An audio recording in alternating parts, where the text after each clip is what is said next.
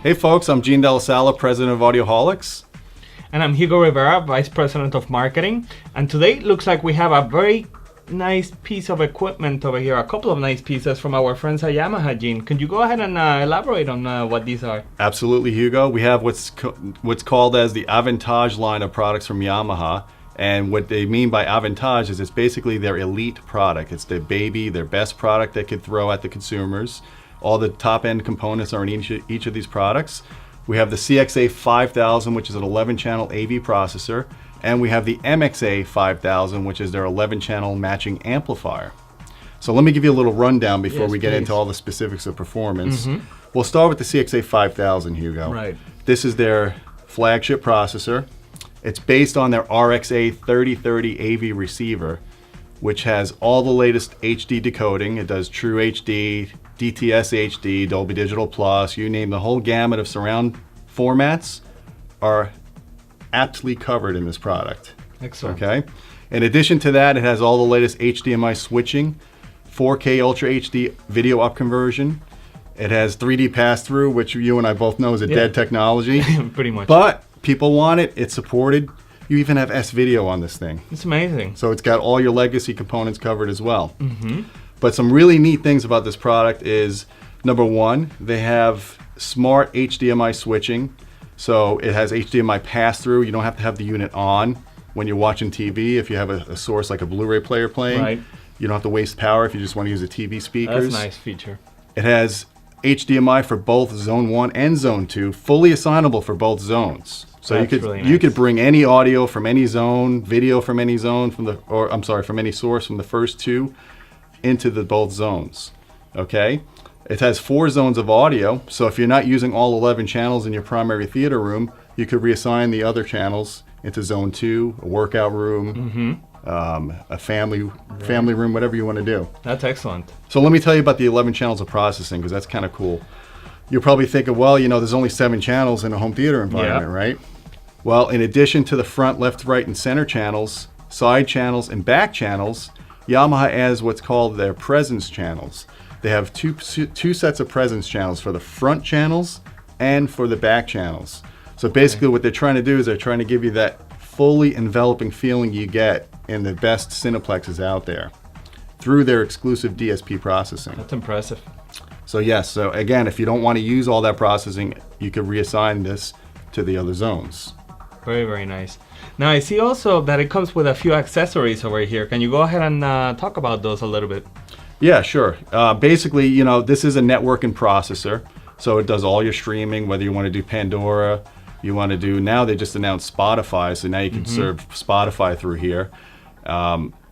You also could control the device on your iPad, Android, or iPhone. You could fully control the product. You could turn on all the zones. You could change the surround modes, whatever you want to do. You don't need this remote control anymore. You could use your iPad device. That's excellent. So now you're looking at all these microphones and this little boomerang. You're probably wondering, is this something I'm going to play with the kids with? But in actuality, this is a pretty cool feature. You put the microphone on top of it, and you put this around the room, and you rotate it based on, you follow the directions on the screen.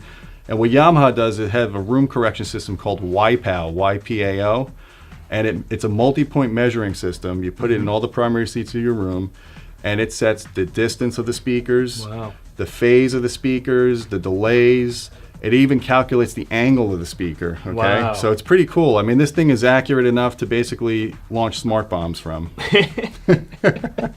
And the other nice thing is it's got a manual PEQ equalizer for each channel. So if you don't like all the results that it gives you automatically, you could tweak it.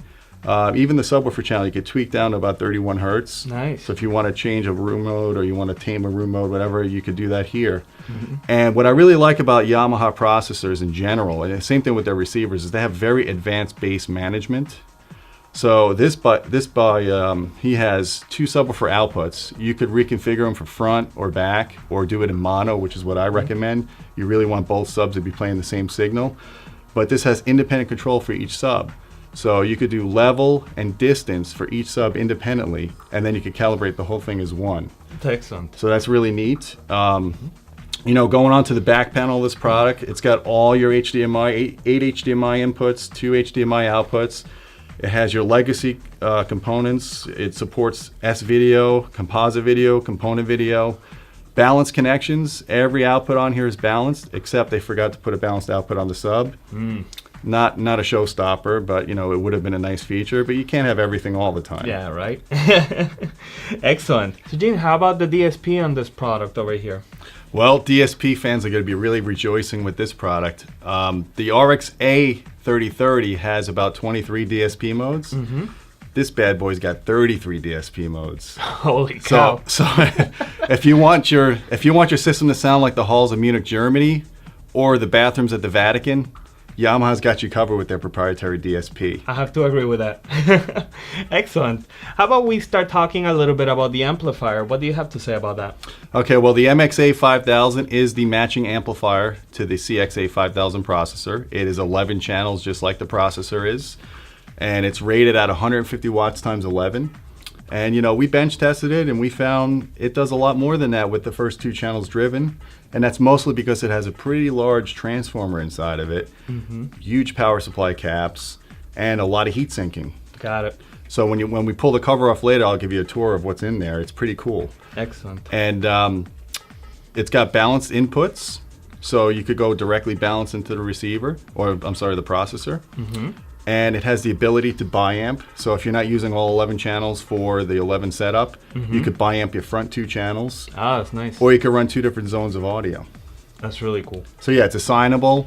When we pop the top off, you'll see the construction is top notch. It's very thick aluminum construction chassis. It's got the H-frame, which they call H-frame. Basically, everything they've done inside this product is to minimize resonances and to dissipate heat. It's got fans on the bottom that really don't turn on unless you're really pounding this thing. Right. And it does have an impedance selector switch on the back panel, and if you read our articles, we always advise to leave it in the high setting. It's really there for a UL certification so it could get the 4 ohm rating. But when you switch it to 4 ohm, you're basically starving the amplifier of power. Okay. So we leave it at 8 ohms. Give the thing plenty of ventilation. You know, don't stack it. Don't put other products on top of it, obviously.